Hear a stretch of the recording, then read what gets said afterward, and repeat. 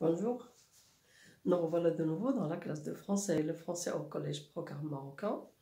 Alors toujours avec des exercices dans lesquels il faut faire attention. On a déjà vu le mot, vous connaissez déjà vous-même, vous connaissez le mot en et le mot y. Et on les emploie très souvent. Alors aujourd'hui, on va essayer de distinguer les différents emplois de ces deux mots. Alors, on va voir quand est-ce qu'on les appelle, quand est-ce qu'ils ont la fonction de pronom et quand est-ce qu'ils ont la fonction d'adverbe de lieu.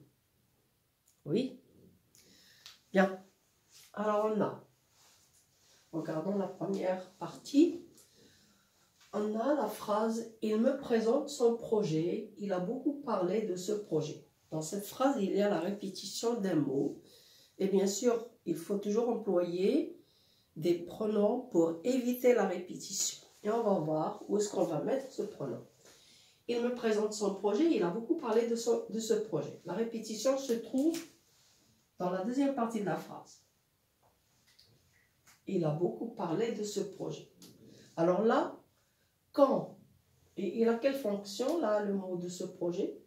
Il a parlé, on a déjà vu ça, il a parlé de quoi? De ce projet. C'est un complément d'objet indirect. Donc, lorsque c'est un complément d'objet indirect qui remplace un nom de chose, oui, on emploie le pronom en. Et là, il faut qu'il y ait la préposition de. Donc, la phrase va devenir « Il me présente son projet, il a beaucoup parlé de ce projet », ça va devenir, je vais mettre « en » à la place de ce projet et je le place avant l'auxiliaire, parce que c'est un temps composé, après l'auxiliaire, c'est un temps composé. Donc, la phrase va devenir, essayez, il me présente son projet, qu'est-ce qu'on va mettre? On va mettre le mot en qui remplace de ce projet avant le verbe. Il, en, mon pronom le voilà, puis je mets le verbe, a, beaucoup, parlé. Et on a la phrase. Il me présente son projet, il en a beaucoup parlé. Donc, en ici, c'est un pronom. La deuxième phrase, c'est un pronom qui remplace un complément d'objet indirect.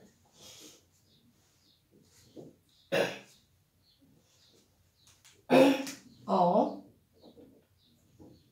complément d'objet indirect. Et voilà.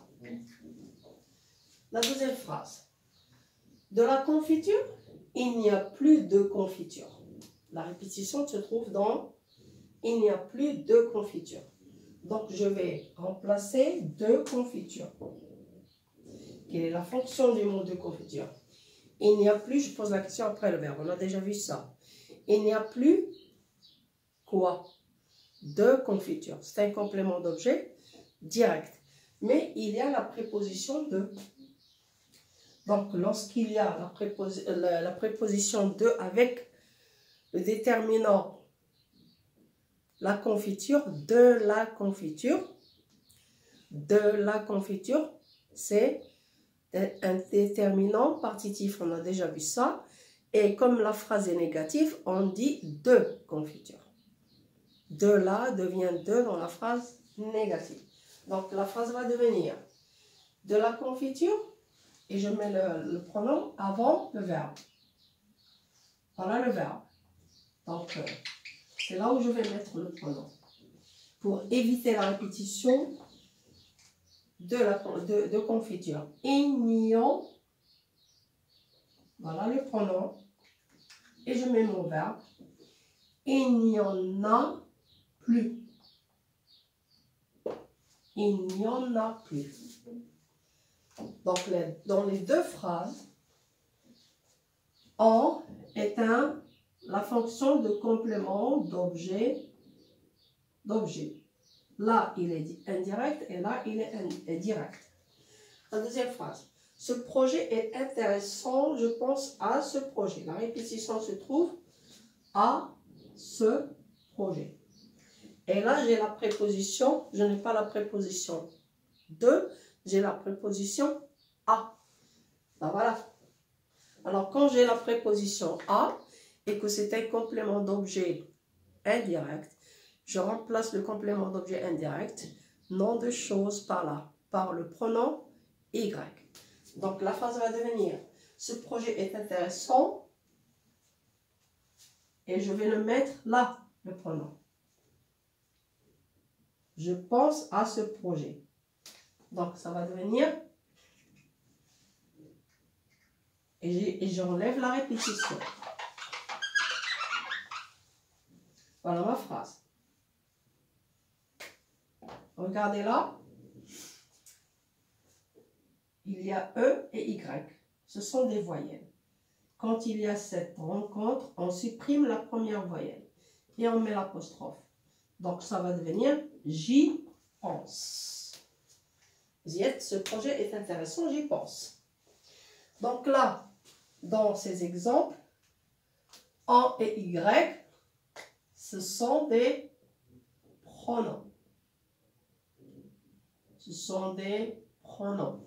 Ou bien, il remplace un complément d'objet direct, ou bien indirect. Surtout en, c'est direct ou indirect. Y, c'est indirect, avec la préposition à.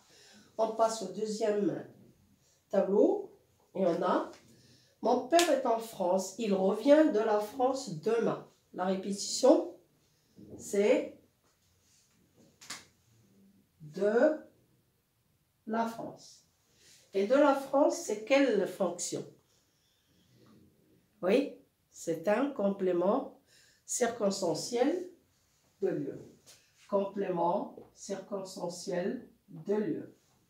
Et il marque l'origine de la France. Donc la phrase va devenir « Mon père est en France ». La deuxième partie, c'est là où je vais mettre, c'est là où je vais remplacer. Et là, je vais mettre, quand il y a la préposition de, je remplace par en. Il en revient demain. Vous y êtes? En remplace un complément circonstanciel de lieu. Et quand il remplace un complément circonstanciel de lieu, on l'appelle adverbe. La deuxième phrase. Ce pays est motivant. Je pense m'installer dans ce pays. La répétition, dans ce pays. Et dans ce pays, c'est quel complément?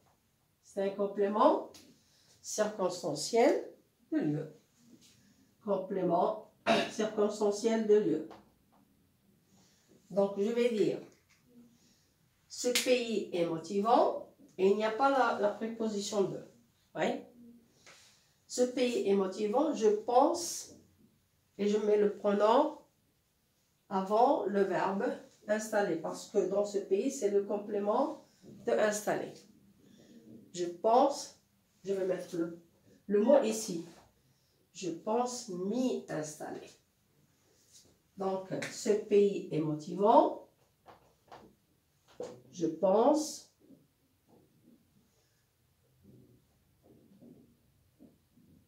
m'y installer.